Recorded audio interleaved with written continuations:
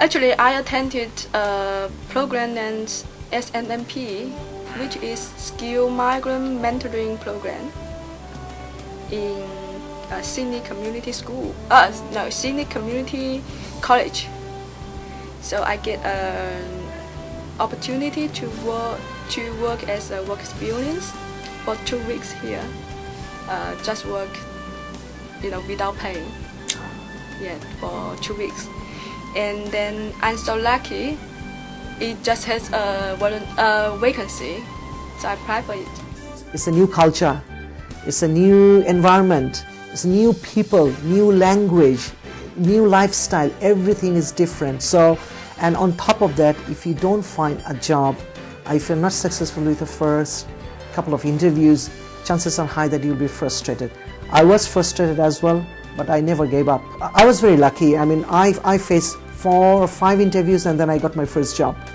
And then I worked there for a couple of months and then I got another job. And then finally I got this job. At the moment, I'm lucky. Last year, I got a full-time position at this university, but only for 1 year. Okay, when I arrived here, I came to know about the course St. George is conducting on work placement and work culture, and I enrolled in the course, and through that course I was able to do work experience in St. George Migrant Resource Centre for a couple of weeks. And then at that time the centre, they have announced a vacancy and I applied for that and I got the job. And also that work experience helped me a lot in terms of gaining confidence. And luckily I'm working in Migrant Resource Centre who work for migrant. So the sector has that kind of understanding, and they understand the problem of migrant. That was a major challenge that a lot of people faced. I know I need to get local experience, but I don't have local experience. How do I start? How do I get an employer to give me that chance to get my foot in the door and start that?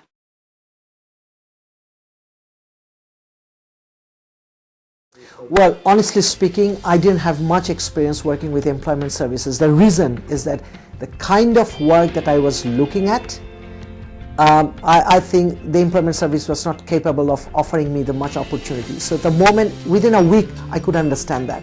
So when I understood that, I said that I'm actually looking for jobs in community sector, full-time or part-time community sector, as a youth worker, a community welfare worker.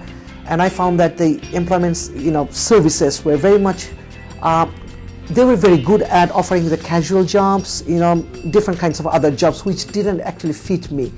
So what I did is, instead of depending on them, I started finding my own way. I can attend a program named Skill Max. This program helped us to know more about Australia and teach us how to prepare for interview and how to write a cover letter and resume. Yeah, I registered in Centrelink, and then they advised me to attend the job network, where I can use the computer and photocopier and printer for free. They didn't help me to find a job actually. I think maybe different job networks is different. My ones did not help me to find a job, to get a job. In fact, they've been an impediment. I felt the government has been an impediment for me.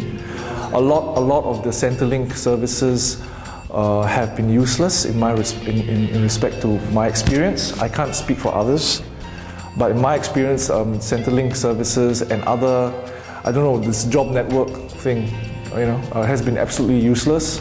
Most of them do not deal with professional jobs.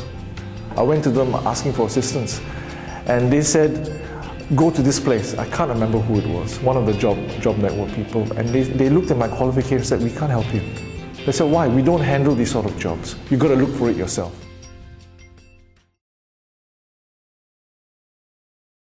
The network. So once I actually understood that, I started talking to different people and trying to find the opportunity. Connections. networking. You need networks. I got this job largely because a friend recommended me to apply for this job, and I've also worked in this research center which I'm at the moment previously as a casual. So I've been there a few months before, so they knew me, they knew my face, and so when I applied for the job, I was quite familiar. And also they based it on my CV and my publications and stuff, so that helped quite a bit. But it's connections, you know. I'm not saying that they only, because they knew me, they gave me the job. They didn't do that only, but it helped I suspect to a significant degree. So it's very difficult for me to advise people coming here that are new, because people come here that are new have no connections, they have no networks. So you ask me, what are my opinions on that? My opinions are going to be very pessimistic, very negative. Make more friends, which will help you. Actually, my first job is introduced by my friend. And my second job, which is community language teacher, is introduced by my friend as well. So friend will help you. Just don't stay at home by yourself. Go out and talk to others and make friends. It will be very helpful. So I think it is your responsibility to prove, to market your skill. Let us know, let other people know that you are good at this and that, and they will take you. But if we expect that, we are the newcomer here, so people should give us the opportunity, I think that's not right. Because there is a competition. You'll have to compete with the mainstream. Definitely I have that feeling, because came from a different culture, different background, and different working situations. So definitely it's not, there's a competition, and the migrant or the new arrivals has to put in some extra effort to beat that competition.